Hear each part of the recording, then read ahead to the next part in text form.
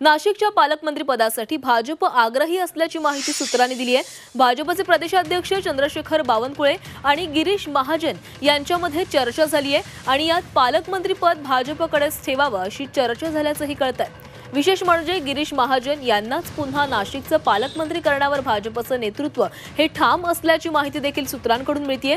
नाशिकबाबत मुख्यमंत्री देवेंद्र फडणवीस, उपमुख्यमंत्री एकनाथ शिंदे आणि अजित पवार यांच्याशी चर्चा करणार आहेत। आगामी सिंहस्थ कुंभमेळा आणि स्थानिक स्वराज्य संस्थांच्या निवडणुकीच्या पार्श्वभूमीवर पालकमंत्री पद हे भाजपकडेच ठेवण्याची शक्यता आहे।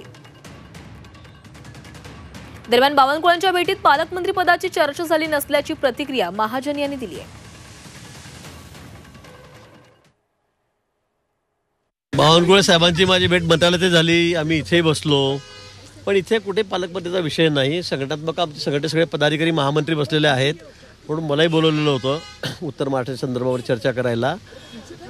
परवा अमित भाई येत आहेत नाशिकला, त्र्यंबकेश्वरला, त्या संदर्भामध्ये चर्चा झाली। कार्यक्रमाच्या संदर्भात 2-3 कार्यक्रम आहेत, बाकी काही विषय नाही। ठीक आहे, आता काही त्यांची अडचण असेल पक्षाची किंवा इतर आमच्या मित्रपक्षाची, म्हणून ते थांबवलेलं असेल। मुख्यमंत्री महोदयांनी ते सध्या त्याला स्टे दिलेला आहे, आल्यावर तेव्हा काय योग्य निर्णय होईल।